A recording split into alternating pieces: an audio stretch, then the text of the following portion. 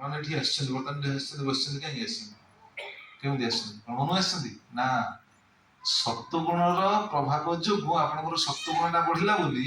ଆସିଛନ୍ତି ସମସ୍ତେ ଆସୁନାହାନ୍ତି କାହିଁକି କୋଷାଗୁଣାର ଆଚ୍ଛା ସମସ୍ତେ ଜାଣିନାହାନ୍ତି କୋଷାଗୁଣା ସମସ୍ତେ ଜାଣିନାହାନ୍ତି ଜାଣିନାହାନ୍ତି ଜାଣିଛନ୍ତି କିନ୍ତୁ ଦେଖନ୍ତୁ ତାଙ୍କ ଭିତରେ ବୁଦ୍ଧିଟା ଏ ଯୋଉ ମନ ବୁଦ୍ଧି ଏଗୁଡା ସବୁ କଣ ହବ ଗୁଣ ଦ୍ୱାରା ପ୍ରଭାବିତ ହେଇକି ସେ ଗ୍ରହଣ କରିପାରିବେନି ସେ ବିଚାର କଣ ସେଇ କଥା ତ କହୁଥିବେ ଆଉ ଦେଖନ୍ତୁ ଏଇଟା ଏଇ ଯୋଉ ବିଚାରଟା ଆସିଲା କେମିତି ଗୁଣର ପ୍ରଭାବରେ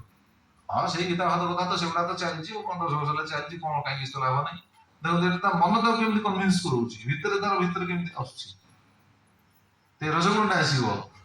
ଆସିଲା ସେ ଛାଡ କଣ ତୁ ତ କାମ ଧନ୍ଦା କର କାମ କଲେ ତୋର ବରଂ କିଛି ପଇସା ମିଳିବ କିନ୍ତୁ ଏଇଟା କଲେ ତୋର ବରଂ ଇଏ ହବ ସେ କଣ ସେଠି ଗଲେ କଣ ଆମେ କଣ ସଂସାର ବସିବ ନା କଣ ଦେଖନ୍ତୁ ମାନେ ରଜଗୁଣଟା ଆସିଲା ମାନେ ମାନେ ଆଧ୍ୟାତ୍ମିକ ଅନୁସରଣ ସେ କରିପାରିବେ କି ଆଧ୍ୟାତ୍ମିକ ଜ୍ଞାନ ମଧ୍ୟ ଆହରଣ କରିପାରିବେ ଇଏ ହଉଛି ବହୁତ ବଡ ବିଷୟ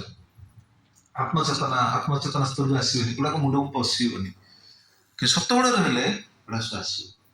ଆପଣ ଠିକ ଆସିଛନ୍ତି ଯାହା ବି ହଉ କିଏ ବୁଝନ୍ତୁ ନ ବୁଝନ୍ତୁ କିନ୍ତୁ ମନରେ ବିଚାର ଆସିଲା ଟିକେ ଯିବି ଯାଇ ବସିକି ଶୁଣିବି କଣ ଯାହା ଟିକେ ଶୁଣିବା କାନରେ ଦି ଚାରି ପଦ ପଡୁ ଏଇ ଯୋଉ ଭାବନାଟା ଆସିଲା ଏଇ ଯୋଉ ସକାରାତ୍ମକ ଭାବନାଟା ଆସିଲା ଏଇ ସକାରାତ୍ମକ ଭାବନାଟା ଆସିଲା କେମିତି ଏଟା ସତ୍ୱଗୁଣର ପ୍ରଭାବ ସତ୍ୱଗୁଣର ପ୍ରଭାବ ଯୋଗୁଁ ଏଇ ବିଚାରଟା ଆସିଲା ତ ଏଇଭଳି ବିଚାର ଯଦି ସବଳ ରହୁଛି ତାହେଲେ ବଢିଆ ତ କହୁଛନ୍ତି ଯେତେବେଳେ ମନ ବୁଦ୍ଧି ଇନ୍ଦ୍ରିୟ ଏ ସବୁଠି ଯେତେବେଳେ ସତ୍ୱଗୁଣ ବୃଦ୍ଧି ପାଇବ ତଦା କୃତଯୁଗ